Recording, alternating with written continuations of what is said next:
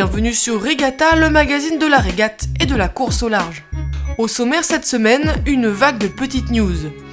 Alex Thomson debout sur sa quille devant les caméras, la Bouvet Guyane et ses rameurs qui craquent et abandonnent les uns après les autres, Veolia Environnement qui vient de mettre fin à son partenariat avec Roland Jourdain, l'entreprise est endettée. Des nouvelles du Vendée Globe avec un nouvel inscrit et pas des moindres, Jean Le Cam. Team Aqua vainqueur de la première étape de la saison RC44, c'était à Lanzarote. Et enfin le kite qui sera testé en Espagne pour intégrer ou pas les séries olympiques. Lâcher la barre pour marcher sur la quille de son bateau de 8 tonnes, Alex Thomson l'avait déjà fait il y a 7 ans. Cette première photo de l'homme sur sa quille avait déjà fait sensation, mais beaucoup doutaient encore de son authenticité. Alors pour faire taire les rumeurs, le skipper de l'IMOCA Hugo Boss a renfilé son costume et a décidé de retenter l'expérience, armé cette fois d'une caméra.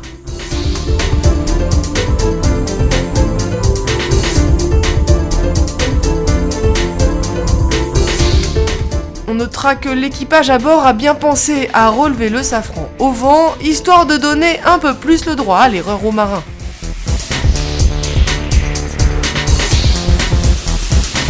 En tout cas, pas de doute, le skipper anglais qui prendra le départ du prochain Vendée Globe est prêt à en découdre.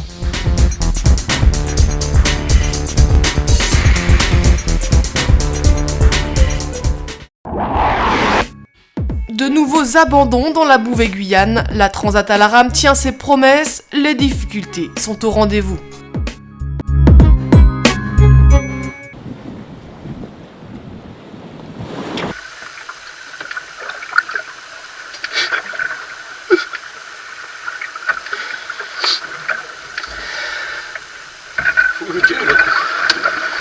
J'en ai marre de prendre de l'eau sur la gueule et j'arrête pas de prendre des immeubles de 4 étages par la gueule. Il y a du vent, nord pas possible. De l'eau pas possible. Effectivement, la route est dure, longue et semée d'embûches pour Benoît Souliès qui continue la course en espérant des jours meilleurs. Mais après 15 jours de navigation, la Bouvet Guyane ne compte plus que 17 concurrents sur les 23 au départ de Dakar. Après le coup de vent de ces derniers jours, 5 skippers ont jeté l'éponge, Lagrange, Alnet, De Villiers, Gauthier et Laondé. Tous ont connu des chavirages à répétition à cause des conditions de mer très fortes. Une fois le coup de vent passé, les rameurs n'ont pu que constater les dégâts, des avaries qui ne leur permettaient pas de poursuivre la course jusqu'à Cayenne. Jean-Jacques Gauthier analyse les raisons de son abandon. En fait, j'ai chaviré 3 fois de dimanche samedi à dimanche. Là. Quand vous êtes passé, là, j'ai chaviré 2 fois, j'ai rechaviré une 3e fois l'après-midi, enfin le matin. Et puis j'ai attendu que la mer se calme. Et lundi matin, j'ai été faire un check autour du bateau. Il y avait de l'eau à l'avant du bateau. Il y avait de l'eau à l'arrière dans un des coffres à l'arrière. Il n'y avait plus de gag, on appelle ça. Hein. La dérive avec le safran avait été cassée. Enfin, le safran a disparu, le gag est coupé en 2. Et vers le désalinisateur, il y a de l'eau qui rentrait. En fait. Donc là, mon bateau, il est plein de flotte. Quoi. J'ai essayé de réparer avec ça, j'avais du mastic. Ça a tenu 2 heures, hein, même pas. En tête de la flotte, les bateaux les plus avancés ont effectué le quart du parcours. Pascal Vaudet occupe la première place, talonné de très près par Henri-Georges Gider. Les rameurs profitent ces derniers jours de conditions plus clémentes pour retrouver un rythme soutenu aux avirons.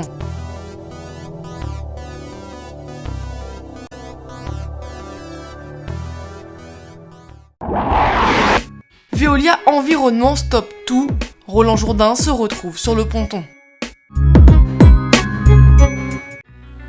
Le mode 70, il aura juste pu y goûter.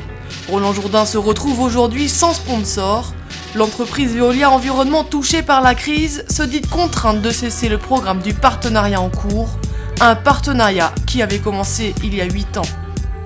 Bilou et Veolia se sont de nombreuses années passées sur le circuit IMOCA, dont 2 victoires dans la Route du Rhum 2006 et 2010, mais depuis quelques mois, c'est aussi le mode 70, le monotype à 3 coques, et avec ce bateau, tout un programme à venir. Mais contre toute attente, tout cesse et dès aujourd'hui. En cause la mauvaise conjoncture économique, l'entreprise compte 15 milliards d'euros de dettes. Un coup dur pour le skipper qui rentre tout juste d'une semaine d'entraînement au Maroc. Reste à savoir ce que va devenir le trimaran. Deux choix possibles pour l'heure, soit il sera récupéré par un team étranger, soit il pourra être racheté par un nouveau sponsor qui pourrait éventuellement garder Jourdain et son équipe à bord. Jean Le Cam sera sur la ligne de départ du prochain Vendée Globe. Son monocoque portera les couleurs de Synertiel. Jean Le Cam sera bien présent le 10 novembre prochain au Sables d'Olonne. Il coupera la ligne de départ pour la 3e fois de suite de ce Tour du Monde sans escale et sans assistance. Deuxième de l'édition 2004-2005, le marin de Port-la-Forêt n'avait pas bouclé la boucle lors de la précédente édition. Souvenez-vous de ces images qui ont fait le tour du monde. Jean a été victime d'un chavirage au large du Cap Horn et c'est Ryu qui était venu à son secours. Le marin de Port-la-Forêt a intégré l'équipe de course au large de Jean-Pierre Dick, Absolute Dreamer. Il partira à la barre de l'ancien Gitana 80 de Loïc Perron et sous les couleurs de Synertiel, un réseau d'artisans et de petites entreprises du bâtiment. Et si le skipper nous fait la même super com que la précédente édition, suivre le Vendée en vidéo sera un rendez-vous à ne manquer sous aucun prétexte. Team Aqua commence bien la saison, il remporte la première rencontre RC44 à Lanzarote. Par l'absence de vent, seule une course a pu être courue lors de la dernière journée de la RC44 Puerto Calero Cup à Lanzarote aux Canaries. Les Autrichiens d'AES ont remporté la manche, mais Team Aqua a fait le nécessaire pour gagner cette première étape du championnat 2012. Malgré une dernière course décevante, les Français d'Alef terminent la semaine en seconde place, 11 points derrière les leaders. La seconde étape du championnat se disputera à Cascais du 28 mars au 1er avril. Le kitesurf aura le droit à sa série d'essais prochainement en Espagne.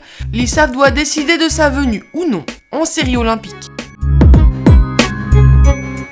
C'est en Espagne, à Santander, que se tiendront du 21 au 25 mars prochain les essais de kitesurf. L'idée est de savoir si oui ou non le kite sera admis comme discipline olympique. Sera testé le short track, le slalom, la course et enfin l'enduro. Un rapport final doit être rendu cet été.